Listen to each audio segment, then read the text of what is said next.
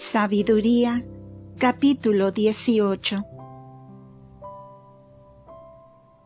Entretanto, Señor, gozaban tus santos, o escogidos, de una grandísima luz, y oían las voces de los egipcios, pero sin verlos, y dábante a ti la gloria de que no padecían las mismas angustias, tributándote gracias porque no eran maltratados de ellos, como antes lo habían sido. Y pedíante la merced de que subsistiese esta diferencia. Por lo cual, al ir por un camino desconocido, tuvieron por guía una luminosa columna de fuego, haciendo tú que brillara sobre ellos un sol que no les incomodaba en el descanso de sus mansiones. A la verdad, bien merecían los otros el quedar privados de la luz y padecer una cárcel de tinieblas, ya que tenían encarcelados a tus hijos, por cuyo medio se comenzaba a comunicar al mundo la luz inmaculada de tu ley. Y cuando resolvieron el quitar la vida a los infantes de los justos, y libraste para castigo suyo a Moisés, uno de ellos que había sido expuesto sobre las aguas, tú les quitaste muchísimos de sus hijos, y a ellos mismos los ahogaste en los abismos de las aguas. Fue aquella noche previamente anunciada a nuestros padres, para que conociendo por este suceso la verdad de las promesas juradas por ti, a que habían dado crédito, estuviesen más confiados. Y con esto vio tu pueblo a un mismo tiempo la salvación de los justos y el exterminio de los malvados. Que así como castigaste a los enemigos, así a nosotros nos ensalzaste llamándonos a tu servicio. Porque los justos israelitas, hijos de los santos patriarcas, te ofrecían en secreto el sacrificio del Cordero, y de común acuerdo establecieron esta ley de justicia, que los justos se ofrecían recibir igualmente los bienes como los males, cantando ya los himnos de los patriarcas.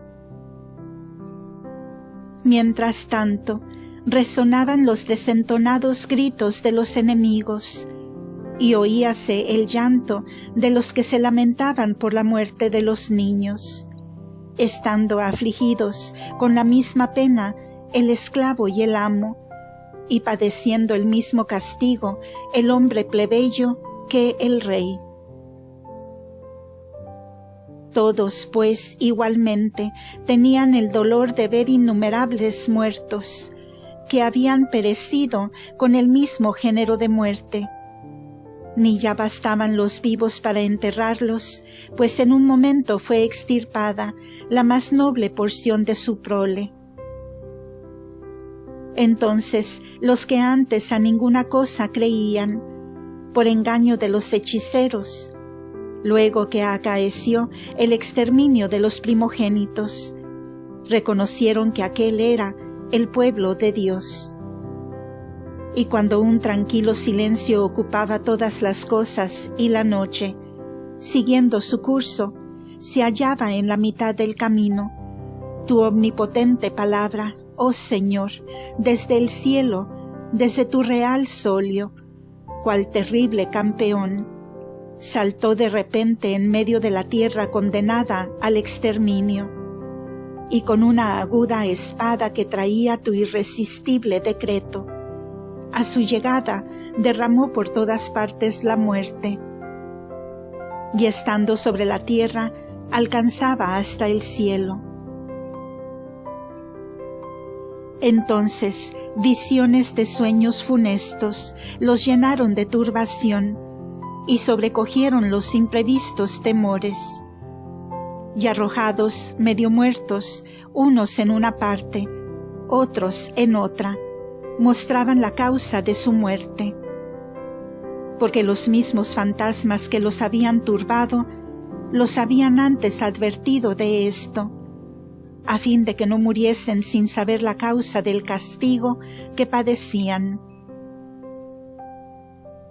También los justos o israelitas estuvieron un tiempo en peligro de muerte, y la muchedumbre experimentó calamidades en el desierto, pero no duró mucho tu enojo, porque acudió a toda prisa un varón irreprensible a interceder por el pueblo.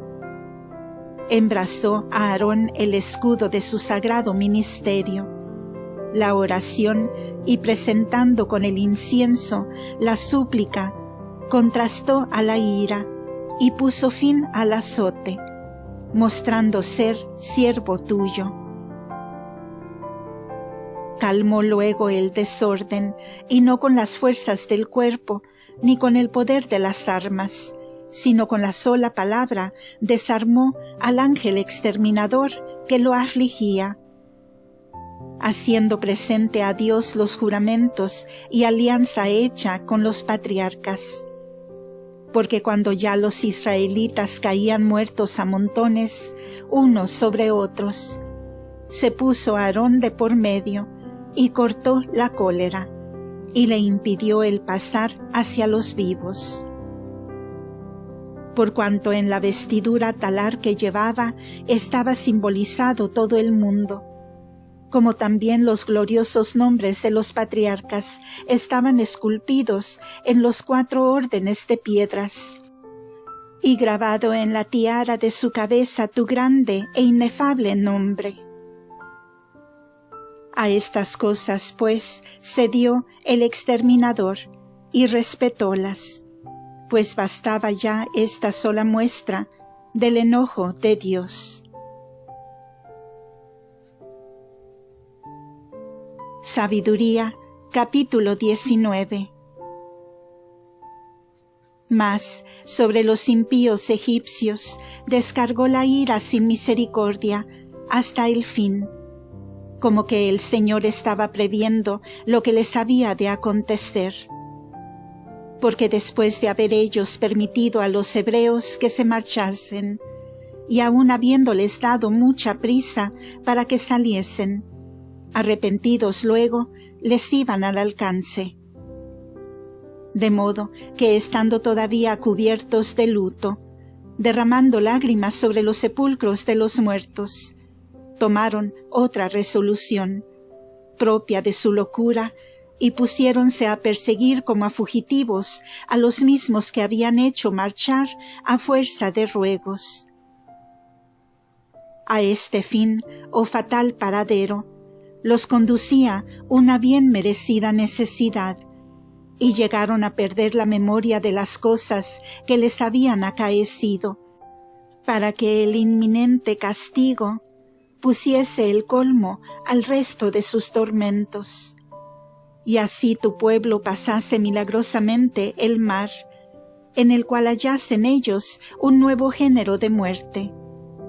Porque las criaturas todas, cada una en su género, obedeciendo a tus preceptos, tomaban una nueva forma, a fin de que tus hijos se conservasen ilesos.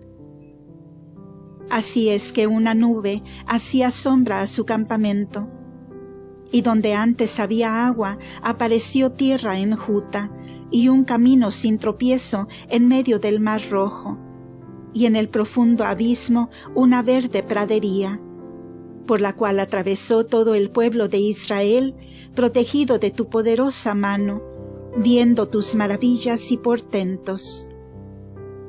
Por lo que, a manera de caballos, bien pasidos, y como corderillos, daban brincos de alegría, engrandeciéndote a ti, oh Señor, que los libraste.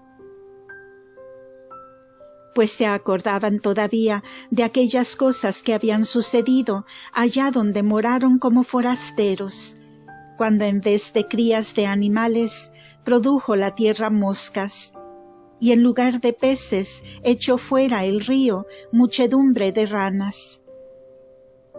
Y aún después vieron una nueva creación de aves, cuando llevados del antojo pidieron viandas delicadas.